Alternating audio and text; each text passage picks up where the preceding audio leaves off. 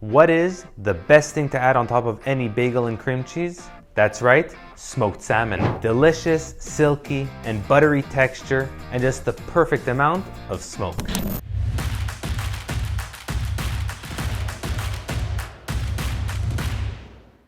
Hey there, my name is Ben, and welcome to Impossibly Kosher. Today I'm quite excited to share with you an incredible Jewish classic, smoked salmon. On Impossibly Kosher, I always try to share authentic and classic recipes from all over the globe, all while staying 100% kosher. So, if you like what we're doing here comes the most annoying part of the video. Go ahead and give us a thumbs up and support this video by subscribing. It helps us a lot. Now with the plug done, let's go ahead and jump right into it. So, you might have heard different terms being used for a very similar dish, what always appears to be smoked salmon. Maybe you heard the term lox, smoked salmon, or maybe even gravlax. You probably also heard of the terms cold smoke or hot smoke.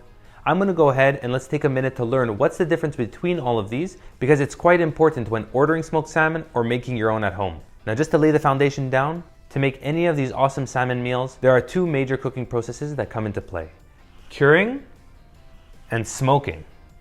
Curing is the process of preserving the salmon primarily through the use of salt by putting it in the fridge for at least 24 hours. What this does is it draws out the moisture from the salmon or from the meat or from whatever you're curing. Smoking, on the other hand, is quite simply, well, exposing the meat to smoke. Now within the smoking world, there's two main terminologies that you need to know in terms of temperature. There's either a hot smoke or a cold smoke. A cold smoke is keeping the temperature below 85 degrees Fahrenheit, while a hot smoke is above 150 degrees Fahrenheit. Hot smoke is the way you'd be using it on a brisket, on a pastrami, on ribs. It actually cooks the salmon. So we're going to be leaving that method aside for today, and we're going to be focusing on cold smoking our fish. Now, the different types out there. First, let's talk about lox. Lox is traditionally the belly of the salmon and uses a salt-cured process. That's just a nice way of saying that it's using salt as the curing agent. Some people like to add in a little bit of sugar, but that's not the traditional way when making lox specifically. Lox ends up being quite salty. The moisture is extracted during the curing process, and the salt penetrates deep into the meat and into the flavor. The funny thing is that most people order lox when going to restaurants, when in reality they want smoked salmon. Lox is quite salty. It's usually not what people think it is. Next comes gravlax. Gravlax is very much like lox in the sense that it's not smoked at all, but the curing is done with salt, sugar, and a lot of dill. Usually it's served up as an appetizer, and you'll see many times at parties the entire salmon and them slicing it much like pastrami or smoked meat. And finally, smoked salmon, which in my opinion is the absolute best on bagel and cream cheese. It is cured using a mix of sugar and salt, and then cold smoked, which gives it that incredible smoky flavor. So now we know the different terminology, I'm going to go ahead and show you guys how to make the most incredible smoked salmon right at home. If you're liking this video, go ahead and give us a nice thumbs up. And if you want to share with us some feedback, go ahead and leave us a comment in the comment section down below. Now without further ado, let's jump right to it. So what do we need for a smoked salmon? First, you're going to need a nice piece of salmon. Make sure to keep the skin on and all the scales are gone. And do your best to remove all the bones that are left in the fish. Keeping that skin will be critical for getting that best perfect result. Now for the curing blend, we're going to be using 50% brown sugar and 50% coarse salt. Don't be cheap with this, get a nice big batch amount. The belly is much thinner and quite fattier than the rest of the meat, so I like to trim it off and smoke it and cure it separately. We want each piece to have a consistency about it.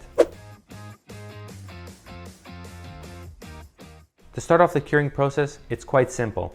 Get a deep tray. I like to use aluminum trays, and add a generous amount of the salt-sugar mix and lay the salmon skin down on the salt-sugar mix. Add more of the curing mix on top of the salmon and make sure that it coats it all over. Every nook and cranny needs to be covered with sugar and salt. Go ahead now and get another aluminum tray and layer it with saran wrap. The saran wrap is going to help prevent any reactions that may happen between the aluminum and the salt.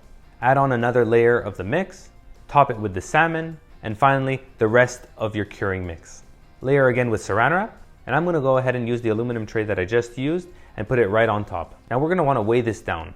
And a cool trick that I just learned is filling up a big Ziploc with water and adding it into the aluminum tray.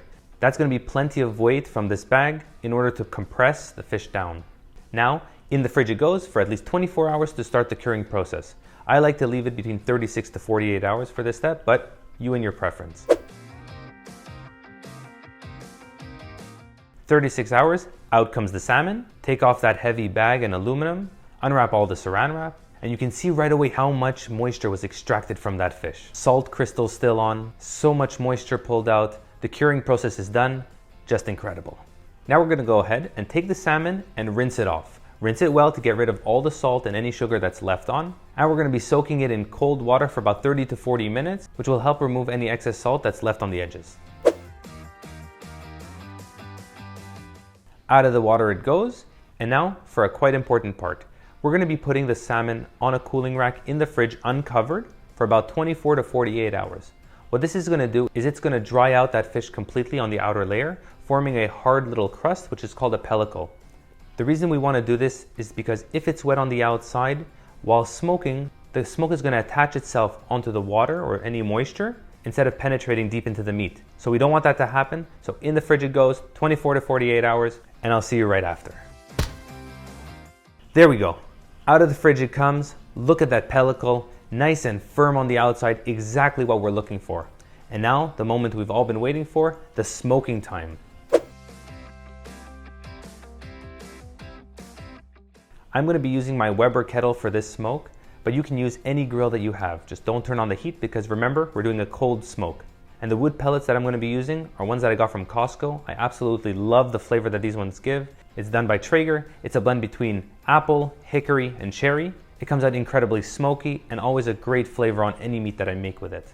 I'm going to go ahead and use my smoker tube, which I find works incredibly well for cold smoking. And I'm going to leave a link for one in the description down below. Smoker tubes are great for cold smokes. They keep the temperature low while infusing incredible amounts of smoke. How to use it? Fill up the tube with pellets and light the top. Let it catch on fire for at least a minute and then blow it out. Lay it as far away as possible from wherever you're going to be putting that salmon. Now go ahead and lay the salmon down, close the lid, and time to let it do its thing.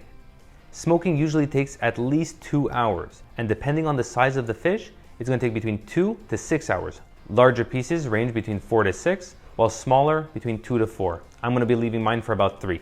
Now for sure you're thinking, oh my gosh, making smoked salmon is like an entire week's activity. That's right, it absolutely is. But it's an inactive activity. So you do a little bit here, and then you do nothing for a couple days. Then you do a little bit there, and you do again nothing for a couple days. The end result is going to be beyond phenomenal, and you'll be able to freeze it. It comes out so delicious, and everyone's going to love it. Everyone's going to love you. Long story short, it's worth it. So now you have a couple hours to kill. While you wait, go ahead and give this video a thumbs up. Leave us a comment in the comment section down below. And if you haven't already, subscribe to the channel. Guys, this helps us like crazy. When you like these videos, it helps the YouTube algorithm get it in front of more people so more people can learn how to make the most incredible smoked salmon out there. Let's go ahead and check out how it's doing. You can see the smoke creeping out of the Weber kettle. Just incredible. All right, 3 hours have passed and it's time to take the cover off and get the salmon out. Look at that beautiful smoked salmon result. The entire neighborhood is filled with that delicious smoky flavor, and it just looks beyond incredible. Now hold on, you may want to start cutting it and eating it right away, but there's one more step that will elevate it just to the next level. The amount of smoke that has been exposed to the salmon is incredible, so we're going to want to bring that smoky flavor down just a bit. So the way I like to do that is I put it on a plate, and I actually put it in multiple Ziplocs and put it directly into the fridge. This will cool down the salmon, cool the smoky flavor just a bit, and the end result is going to be beyond incredible. The next morning, it's time to slice it up because it's breakfast time. And look at that texture. Soft and silky, buttery in texture, perfect smoke balance, not overwhelming. Can't wait to taste this. And I'm actually having my family over, so this is going to go incredibly well with bagel and cream cheese. Now here's just a quick storage tip. If you're not going to eat it all, cut it into little portions, vacuum seal it, and get it in the freezer. This will keep it fresh for a very long time, and whenever you're ready, just the night before, put it in the fridge, and they'll be defrosted ready in time for the morning. And there you have it. the most incredible smoked salmon recipe right at home. Perfect for family get-togethers or perfect for you just alone. Well, thank you so much for watching, and I'm excited to see you in the next Impossibly Kosher video.